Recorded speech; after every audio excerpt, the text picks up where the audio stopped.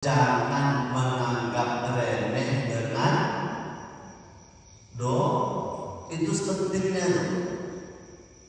Jangan menganggap remeh dengan dosa. Dua, banyak-banyak mengucapkan istighfar. Kapan istighfar yang sangat luar biasa dahsyat diucapkan? Kalau istighfar setelah sholat bagus, istighfar ketika berjalan bagus, istighfar ketika melihat dosa baik. Tapi istighfar yang sangat luar biasa Bapak Ibu, Allah katakan dalam surah Al-Imran, wal mustaghfirina bil ashar, mengucapkan istighfar di waktu sahur.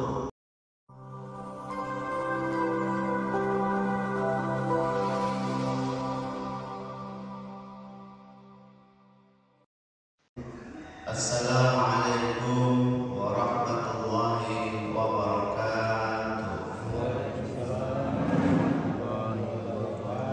Alhamdulillahilladzi ahyana ba'dama amatana wa ilaihin nusyur.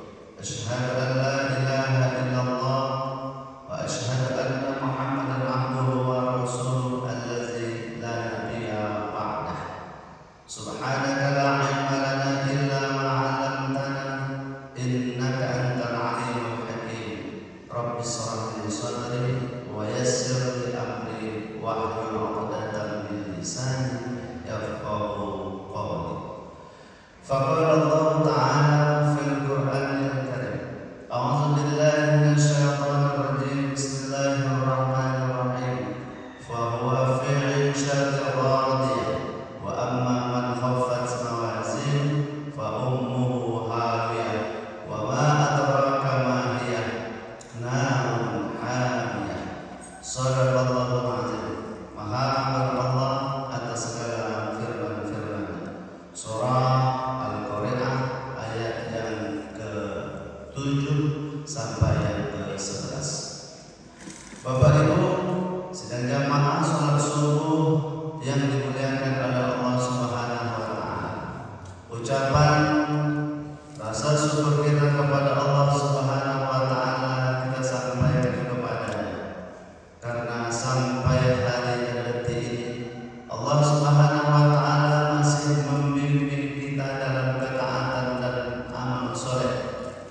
Harapan dan doa kita mudah-mudahan sampai akhir hidup kita ini Allah Subhanahu wa taala terus membimbing kita dalam ketaatan dan akhirnya kita nanti dimatikan dalam keadaan husnul khatimah, ditempatkan yang baik dan dimasukkan Allah Subhanahu wa taala ke dalam surganya. Amin ya rabbal alamin.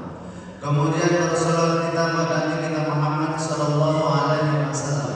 Allahumma shalli ala sayyidina Muhammad wa ala ali sayyidina Muhammad. Assalamualaikum ya Rasulullah, assalamualaikum ya Habibullah. Bapak Ibu sidang jamaah yang dimuliakan oleh Allah Subhanahu wa taala. Adapun judul tausiah kita pada subuh hari ini adalah berhati-hati dengan dosa.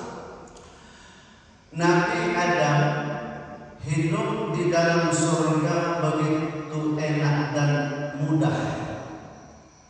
Semua fasilitas Allah sediakan untuknya. Di dalam surga dia tak perlu memasak. Dalam surga dia tidak perlu berusaha. Dalam surga dia tidak perlu beribadah. Cuman satu saja kesalahan yang dilakukan oleh Nabi Adam alaihissalam sehingga Allah campakkan dia, Allah keluarkan dia dari surganya. Karena sesungguhnya surga untuk orang-orang yang tak memiliki dosa dan kesalahan. Bapak Ibu sekalian jamaah yang dimuliakan oleh Allah Subhanahu wa taala. Kita sambung dengan kisah yang lain. Ada di masa Rasulullah hiduplah seorang pedagang roti ketika dalam berdagang adalah seorang konsumen, pembeli yang cantik jelita, yang sangat luar biasa menarik hatinya, timbullah di dalam hatinya ingin menyentuh wanita tersebut. Sekali wanita itu datang, dia tahan. Dua kali wanita itu datang, dia tahan. Ketiga kalinya tak tertahankannya lagi, sehingga disentuhlah wanita tersebut. Lalu setelah dia menyentuh, dia merasa bersalah, dia merasa berdosa kepada Allah, lalu dia ingin bertaubat. Maka datanglah dia kepada baginda Nabi Muhammad sallallahu alaihi wasallam.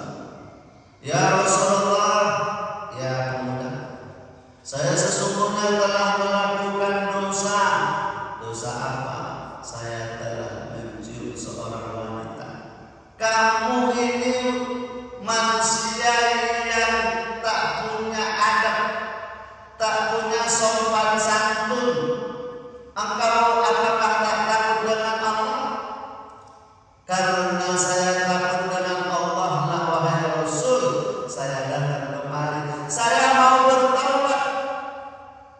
Maka apa kata Rasul? Duduklah engkau di dalam Masjid Nabawi dan perbanyaklah minta ampun kepada Allah. Berapa lama pemuda tersebut meminta ampun kepada Allah atas dosanya yang kecil menurut kita? 40 hari. Mohon maaf Bapak Ibu, mohon maaf ini. Kita waktu muda dulu ada itu yang menikah dengan pasangannya itu pacaran dulu. Ya Pak Utra, ada ya pacaran dulu. Ini mohon maaf kalau saya nggak pacaran, lillahi ta'ala. Pacaran dulu. Berapa kali sudah kita menyentuh mantan istri kita itu yang dulu belum halal. Nah, ini mesti kita ingat-ingat dosa seperti ini. Mesti kita ingat. Kalau sudah nikah silakan. Sebelum nikah mesti kita ingat karena itu dosa. Bapak Ibu sekalian jamaah yang dimuliakan oleh Allah Subhanahu wa taala. Ternyata Bapak Ibu, dosa ini sangat luar biasa. Allah katakan, wa amma man khaffat mawazin fa ummuhu hawiyah wa ma adraka ma hiya narun hamiyah. Dosa besok akan dipertanggungjawabkan di hadapan Allah. Setelah dunia ini kiamat Bapak Ibu, maka amalan kebaikan itu akan ditimbang oleh Allah dengan mizan yang jujur. Lalu Bapak Ibu sekalian jamaah yang dimuliakan oleh Allah, beratlah timbangan kejahatan daripada timbangan kebaikan kita. Maka Allah katakan, fa ummuhu hawiyah, engkau kami masukkan ke dalam neraka hawiyah. Neraka itu 8, ada yang mengatakan 7. Neraka yang paling besar siksaannya, yang paling sakit siksaannya itu neraka jahanam, diperuntukkan orang-orang munafik. Orang-orang munafik. Sedangkan orang yang dalam hidupnya kadang berbuat baik, kadang berbuat salah, lalu ditimbang di mizannya Allah, maka ketika ditimbang lebih banyak amal kejahatannya, maka dia dimasukkan ke dalam neraka hawiyah. Lalu bagaimanakah neraka hawiyah itu? Narun hamiyah, api yang menyala-nyala, api yang panas. Pak